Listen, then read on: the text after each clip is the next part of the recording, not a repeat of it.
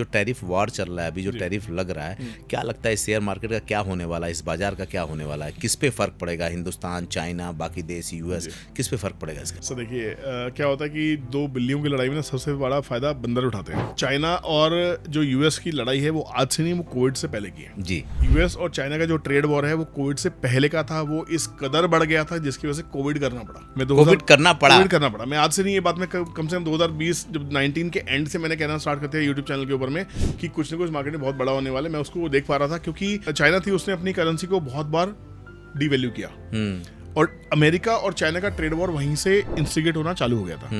कुछ बहुत बड़ा होना था। अमेरिका में बैंक्स क्रैश कर गए, बैंक्स खत्म हो गए, दिवालिया हो गए बैंक्स अमेरिका के अंदर। तो अमेरिका फाइनेंशियल क्राइसिस में वहां से जाना चालू हो गया था।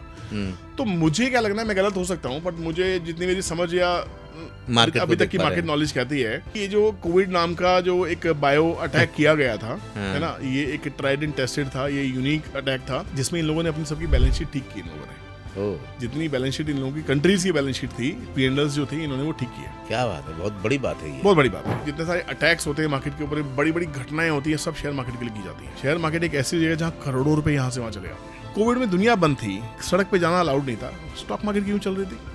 हाँ, वहाँ तो नंबर गेम हो रहा था। कभी सोचा आपने? स्टॉक मार्केट डेली चल रही थी, क्यों चल रही थी? वो कंपनियां जो स्टॉक मार्केट में लिस्टेड हैं वो बंद पड़ी थी, उनकी फैक्ट्री, पैसा तो आ नहीं रहा था, मजदूरी आदमी कर नहीं पा रहा था, आदमी जाकर के अपने दिहाड़ी, प्लांट बंद थे, सब कुछ प्लांट बंद थे, फिर भी रेल पहली बार हिंदुस्तान में बंद हुई थी भाई, सब बंद था ना, फिर भी वो सभी स्टॉक्स में ट्रेडिंग और इन्वेस्टिंग चल रही थी। क्यों? क्योंकि दुनिया में जो भी किया जाता है वो शेयर मार्केट के लिए ही किया जाता है। बड़े बड़े इलेक्शन शेयर मार्केट से जीते जाते हैं, बड़ी बड़ी घटनाओं के पैसे मार्केट से निकाले जाते हैं। ये मार्केट कोई छोटी मोटी चीज नहीं, ये मार्केट हमारे लिए है ही नहीं सर, ये बहुत बड़ी गंगा बह रही है। आपके पास कितना भगोना है भरने के लिए, लोटा है, जग है, चम्मच, कटोरी, प्लेट, क्या ले, आप ना भर लीजिए, निकल जाइए, एक तरफ हो जाइए। आप अपने आप को नदी का हिस्सा मत समझिए। अब नदी का पार्ट नहीं, आप किनारे बैठे हैं, आपको जब समझ में आए थोड़ा भरिए, बाहर हो जाइए। नदी में अगर तैरना है तो आपको स्विमिंग आनी चाहिए, नौका आपके पास होनी चाहिए, तब आप लंबा जा सकते हैं। नहीं तो जिससे भरने जा रहे हो बाल्टी भी भर जाएगी। तैराक डूबते हैं सर, तैराक डूबते हैं, तैराक ही डूबते हैं ना।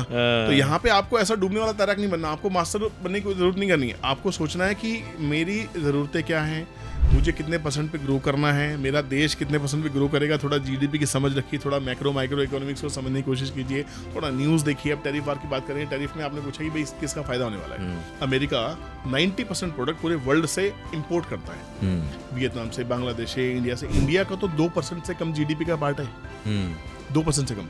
और वियतनाम के जो GDP का पार्ट है जो अमेरिका को एक्सपोर्ट कर करके उन्होंने कमाया है, वो 27% के आसपास में है। 25 से 27% के आसपास में होगा। हम सिर्फ 2%, हम 2% से भी कम है।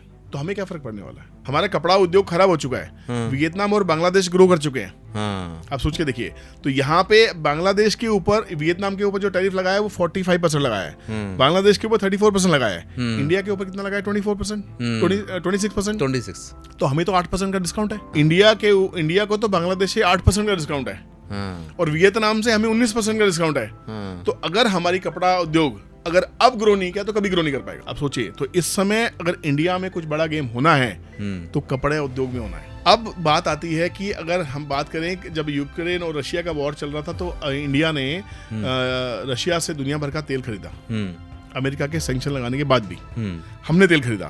तो हमने जो तेल खरीदा उससे यूएस उससे रशिया को बहुत फायदा हुआ। अब रशिया की दोस्ती निभाने की बारी है।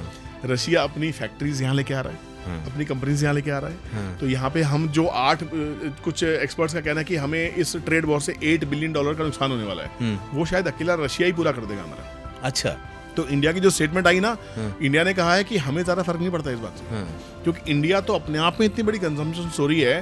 टेस्ला यहाँ आने को बैठा है, टेस्ला को हम कह रहे हैं फैक्ट्री चेन्नई में लगाओ आप, हम वहां से इंपोर्ट नहीं करेंगे महंगी पड़ी गाड़ी, अब यहाँ फैक्ट्री लगाओ तो हमें मैन पावर भी मिलेगी, हम एम्प्लॉयमेंट भी देंगे। यही अमेरिका कह रहा है। अमेरिका कह रहा है मगा से, मेक अमेरिका ग्रेट अगेन, कि भैया अब आप अपनी अपनी फैक्ट्री मेरे यहाँ लेके आओ, मैं आपको टैरिफ हटा दूंगा। अमेरिका कह रहा है। अजय बहुत बहुत चालाक है, मतलब ये मोदी जी की जो दोस्ती है ना, हमारे गुजराती प्रधानमंत्री ने ट्रम्प जो अपने आप में एक श्रूड बिजनेसमैन है, उनको भी गुजराती बना दिया, समझ लीजिए। तो अमेरिका को ग्रेट बनाने का मतलब ये है, अमेरिका तो ग्रेट है उनके हिसाब से, वो ग्रेट नहीं रहा तो क्या डाउट है इसके मतलब? इसका मतलब ये है कि क्योंकि अमेरिका कुछ भी बनाता नहीं है, वो दुनिया भर के लोगों को सिर्फ इंपोर्ट करता है वहां से, तो अमेरिका कैसे दादागिरी दिखा सकता है? पर अमेरिका ने सबको लोन बांटे हुए हैं। अमेरिका के पास हथियार की ताकत है और आज इंडिया के अंदर में शिपिंग इंडस्ट्री, डिफेंस इंडस्ट्री, हर तरह की इंडस्ट्री ग्रो कर रही है। आज एप्पल अमेरिका में बनता है, पहले मेड इन चाइना होता था। एप्पल के phone, iPhones made in India है, लोगों को पता नहीं होगा। और जो एप्पल की सेल्स मेड इन इंडिया होने के बाद हुई है वो आज से पहले कभी नहीं हुई। हम कह रहे हैं कि आप टेस्ला यहाँ लाओ, यहाँ बनाओ, हार्ले डेविडसन यहाँ लाओ, यहाँ बनाओ। अमेरिका कहता है कि आप अपने प्रोडक्ट जो हमारे यहाँ बेचते हो, जिस पे आप हैवी इंपोर्ट ड्यूटी लगाते हो, टैरिफ लगाते हो, आप हमारे यहाँ बनाओ। मैं आपको जमीन दूंगा, मैं आपको सैंक्शंस दूंगा, मैं आपको अलाउ करूंगा। तो वो अपने देश में एम्प्लॉयमेंट जनरेट करना चाह रहे हैं। टैरिफ वॉर से इन्फ्लेशन होगी, डेफिनेटली इन्फ्लेशन होगी।